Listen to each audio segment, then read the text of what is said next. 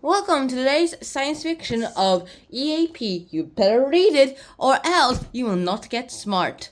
Like this guy who hasn't read a book in his life. Today's our 14th story and it's called Eureka. Eureka! Proof that cats are liquid. Eureka! You might say. However, it's basically Archimedes. And why is the story called Eureka? You'll figure out soon enough. Now, first off, this is just a non-fiction story. It just talks mainly about comedy. It's about comedies. EAP calls this a poem for some reason, and it's definitely not a poem. It says, I would like it to be compared to other poems in the world, because that is the only way I fit it. Once I'm dead, you may only do this against poems. However, most people actually just go ahead and compare this with his other works. They're not poems. This is his last major piece of work. It's one of his few nonfiction works. Well, that he's written independently. And he actually wrote this just so that it hoped that this will fund his new journal that he was going to make. And with that, we actually get EAP trying to create his own newspaper like Benjamin Franklin. Yeah. And about that, we get a lot more to actually talk about here, too. This one isn't actually science fiction. It's actually mainly a bunch of nonfiction turned into fiction because there are some facts here that are really fake. They're all sure, the circumstances and the concepts are all correct, sure. However, the analysis, the references, all of them are pretty false because they've never been referenced at all like that ever in their lives, or either that or they're just going to go ahead and have their own biggest beating in their entire world. Now, here he mainly talks about the creation of the universe. We today call it the Big Bang. However, back then, the Big Bang theory doesn't really existed yet, so they needed an alternative. So, of course, they went to religion and they decided, hey, God created the universe. God! And with that, that idea was born.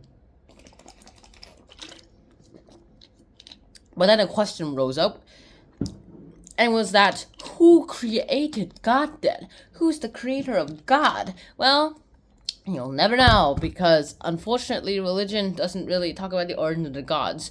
Greek mythology says that it came from chaos, but then you ask, wait, so what made chaos?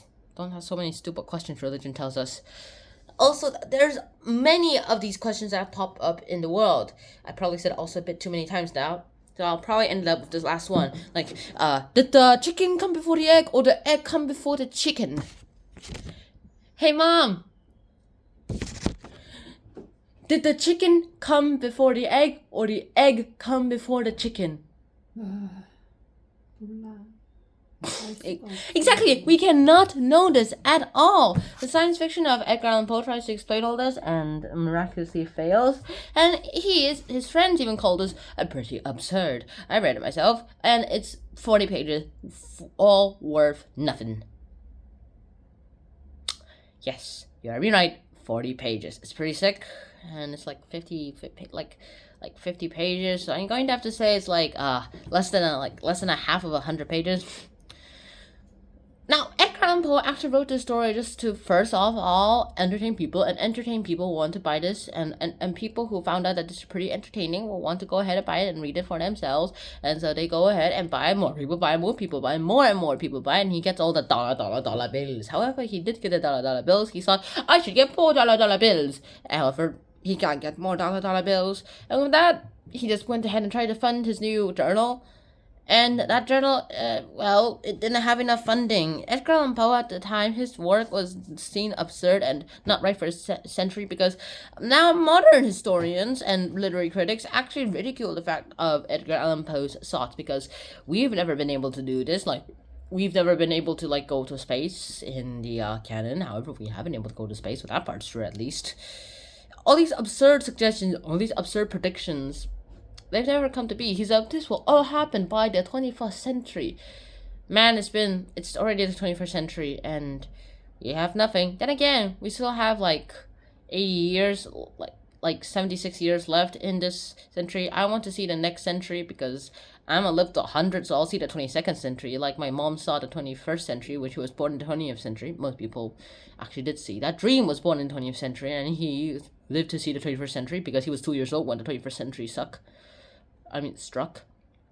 And that's it for today. So what do you get from all this? I myself am not really sure. You might actually just buy this for dollar bills, and Edgar Allan Poe might actually have enjoyed his work more if he realized how much money they're making. Unfortunately, he's dead. However, if he's seen all the popularity these books actually are made, then maybe there'll be a smile on that dark, brooding face of his. So that's it for today. I hope to see you guys soon. And so until next time, Shannon out. Peace. Bye bye. Please wear a helmet. Bye bye.